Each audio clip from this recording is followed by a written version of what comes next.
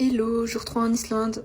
Je vous parlais d'une tempête hier soir, et bien elle n'est pas terminée ce matin. On prend quand même la route pour 3 heures de route direction ce magnifique glacier. C'est la première fois qu'on voit un glacier de notre vie, du coup on trouve ça impressionnant, les couleurs, les détails, le contraste, c'est magnifique. Ensuite direction une nouvelle plage de sable noir, mais cette fois-ci supplément glaçon. Enfin un gros glaçon.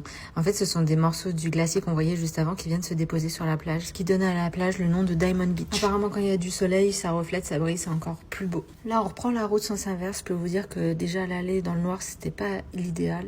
Donc là on continue de serrer les fesses, clairement. Regardez, ça commence à se dégager. Là on s'est rendu dans une zone où il y a pas mal de choses à voir au même endroit, dont ce magnifique canyon avec de l'eau bleu turquoise. Bon attention, il faut quand même venir quand il y a un minimum de soleil pour que ça fasse l'effet. Nous on était à la limite là. Et puis déjà fait, mais on s'en lasse pas, le magnifique Gullfoss enneigé, c'est trop beau, une super belle cascade. Juste à côté il y a aussi les geysers, c'est fou parce qu'on se les caille grave et en fait il y a de l'eau là qui coule à 98 degrés. Ça bout carrément, regardez.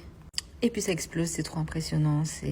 On l'avait déjà vu mais on voulait le revoir, c'est vraiment très sympa. On arrive à un autre endroit. Ici ce sont des sources chaudes naturelles qui ont été privatisées. Maintenant c'est payant, l'entrée c'est 20 €. Il était 19h quand on y a été, ça ferme à 20h, donc on était les seuls, ça c'était une chance.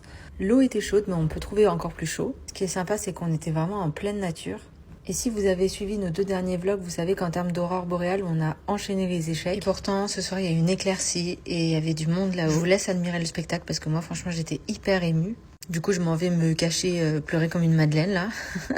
Non, sérieux, ça fait remonter les émotions, c'est dingue. Ce qui est impressionnant aussi avec les aurores boréales, c'est que ça va très vite et on a l'impression que le flux, là, qu'on voit à l'écran, ça nous tombe dessus quand on est en dessous.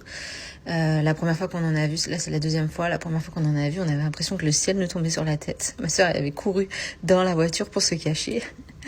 Là, on dirait que ça joue du piano, c'est vraiment merveilleux. Encore une fois, je vous laisse admirer.